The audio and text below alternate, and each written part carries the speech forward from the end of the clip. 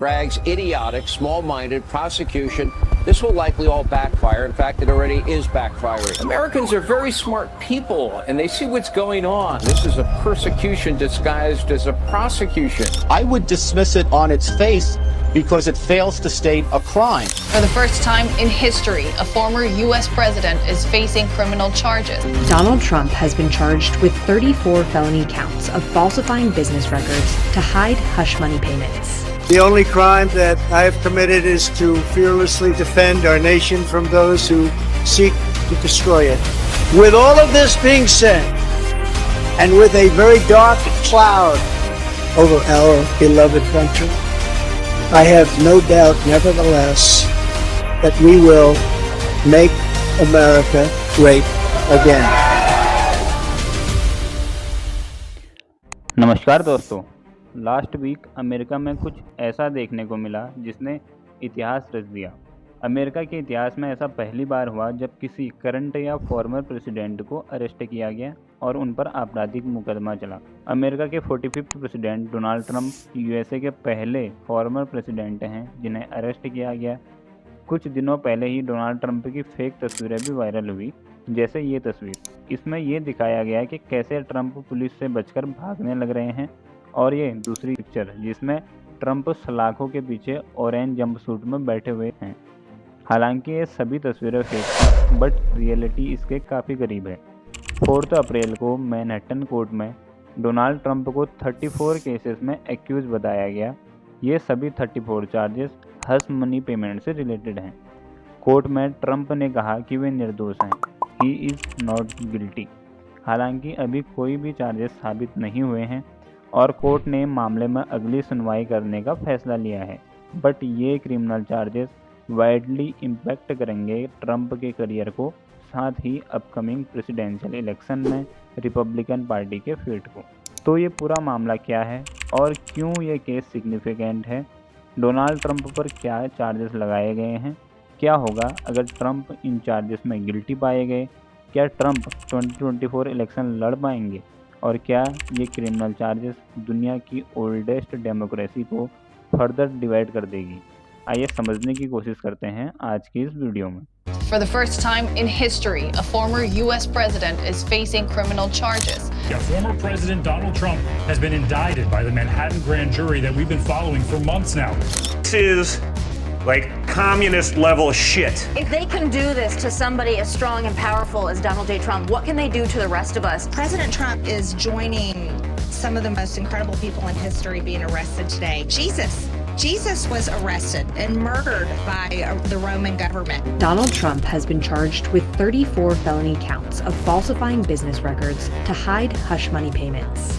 It was very complicated, you know what I mean? Like at first, of course, it was like, yes, finally, like vindication. There's that initial excitement and high, like, oh, finally the truth is going to come out. I don't really feel right now living in this police state. Alvin Bragg is the MAGA Republican of the Year. He just got Trump's nomination. This is a George Soros-funded DA, and he has to pay his master back. Specific to my case, I don't think that his crimes against me are worthy of incarceration. This is his worst fear, being mugshotted, fingerprinted, being referred to as a felon. दोस्तों, कहानी की शुरुआत होती है 2006 में। That time mister Trump 60 साल के थे और खुद का टीवी रियलिटी शो चला रहे थे, द अप्रेंटिस। जुलाई 2006, lake Tahoe, California. American century celebrity golf tournament के दौरान डोनाल्ड ट्रंप स्टॉर्मी डेनियल्स से मिलते हैं, जो कि गोल्फर्स को ग्रीट करने का काम कर रही थी। दैट टाइम मिस डेनियल्स 27 साल की थी और एक अडल्ट फिल्मी स्टार थी। इनका रियल नेम स्टेफनी क्लिफर्ड है। साल 2011 इन टच मैगजीन के लिए एक इंटरव्यू के दौरान पहली बार मिस डेनियल्स बताती हैं कि उनका ट्रंप के साथ अफेयर था। गोल्फ टूर्नामेंट के दौरान ट्रंप उन्हें डिनर के लिए इनवाइट करते हैं and they had a sexual encounter. But उस समय इस स्टोरी को पब्लिश नहीं किया गया क्योंकि ट्रंप उस समय बस एक टीवी स्टार थे। रिपोर्टर्स के अनुसार ट्रंप ने स्टॉर्मी डेनियल्स को अपने टीवी शो में रोल ऑफर करने का वादा किया in exchange for sexual favours. साल 2015 तक ट्रंप अपना टीवी शो द अप्रेंटिस ही चला रहे थे, but in 2016 Donald Trump announce करते हैं कि he is running for president और रिपब्लिकन पार्टी की तरफ से डोनाल्ड ट्रंप राष्ट्रपति पद के फ्रंट रनर बन गए। दैट वॉज द टाइम जब स्टॉर्मी डेनियल्स के साथ उनके अफेयर की खबरें ड्रास्टिकली फैलने लगी। सभी मीडिया रिपोर्टर्स मिस डेनियल्स से कांटेक्ट करने लगे। तो प्रेसिडेंशियल कैंपेन के दौरान मिस डेनियल्स टीवी पर जाने और ट्रंप के साथ एलिज्ड अफेयर की स्टोरी को सेल करने के लिए रेडी हो गई, जो कि डोनाल्ड ट्रंप के लिए डैमेजिंग हो सकता था। तो ट्रंप की टीम इसे रोकने में लग गई और उनके तब के वकील माइकल कोहेन ने मिस डेनियल्स को $130,000 पे किए to remain silent about the affair और एक NDA non disclosure agreement sign किया, जिसे हस एग्रीमेंट भी कहते हैं। और इसमें कुछ भी इलीगल नहीं था, ना ही ट्रंप का अफेयर और ना ही वो पेमेंट जो अफेयर को सीक्रेट रखने के लिए करी गई थी, क्योंकि अमेरिका में हस मनी लीगली ठीक है। सो अब ये हस मनी क्या है दोस्तों? हस मनी उस मनी को कहते हैं जो किसी पर्सनल, सेंसिटिव या क्रूशियल इन्फॉर्मेशन को हस या हाइड करने के लिए पे किया जाता है किसी निश्चित व्यक्ति को अन्य व्यक्ति द्वारा। एक सिंपल उदाहरण से समझें तो कोई पिता अपनी बेटी को चॉकलेट देने लग रहा है उसकी माँ से कुछ सीक्रेट रखने के लिए। सो अगर कोई भी इंसान एक अफेयर को सीक्रेट रखने के लिए पे करता है तो ये इलीगल नहीं है। तो अब सवाल ये है कि अगर हस मनी पेमेंट इलीगल नहीं है तो डोनाल्ड ट्रंप पर केस क्यों चलने लग रहा है? एक्चुअली मिस डेनियल्स को जो हस पेमेंट करी गई थी वो ट्रंप के लॉयर माइकल कोहेन ने उस समय अपनी पॉकेट से करी थी। सो ट्रंप को ये पेमेंट कोहेन को लौटानी थी, जो कि ट्रंप ने लौटाया भी।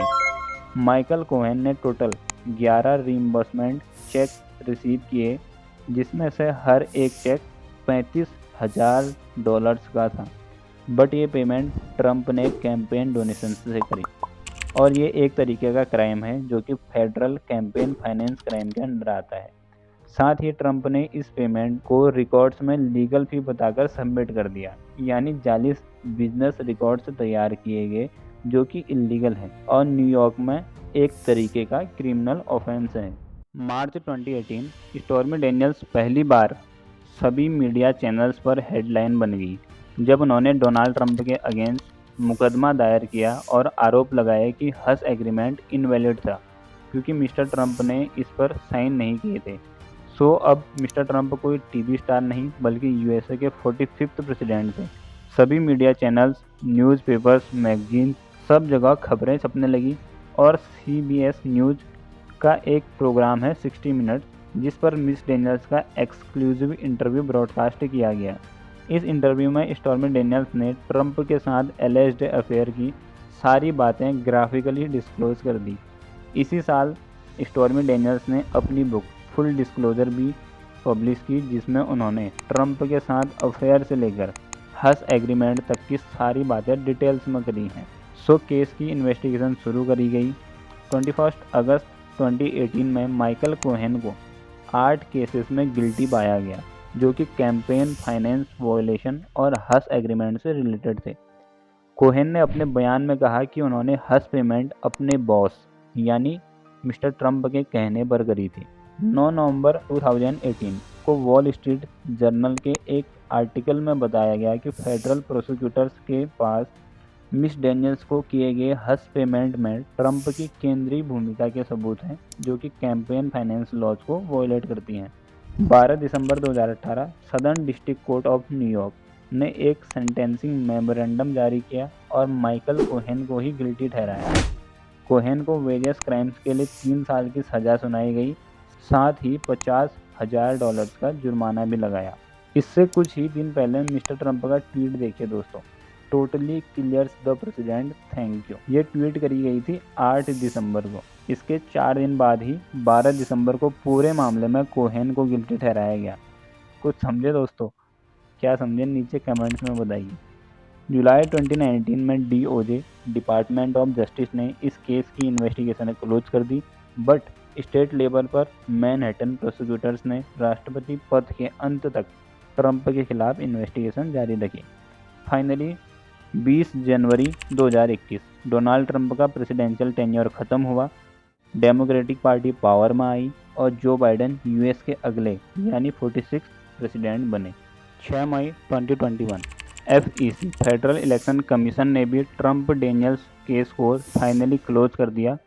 अगले 1 साल तक मामला शांत रहा। फिर केस में एंट्री होती है Manhattan district attorney Alvin Bragg की। 21 नवंबर 2022 द न्यूयॉर्क टाइम्स रिपोर्ट करती है कि एल्विन ब्रैग ने एक बार फिर Trump Daniels hush money case की जांच के ऑर्डर दे दिए हैं। ट्रंप के दस्तावेजों की जांच करी गई, माइकल कोहेन के कॉल रिकॉर्ड्स खंगाले गए।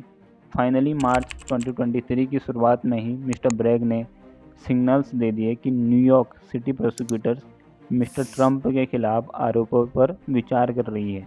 सो जल्द ही ट्रंप को अरेस्ट या इंडाइट किया जा सकता है। 18 मार्च को ट्रंप अपने ऐप ट्रुथ सोशल पर एक पोस्ट कर बताते हैं कि 21 मार्च को उन्हें अरेस्ट कर लिया जाएगा।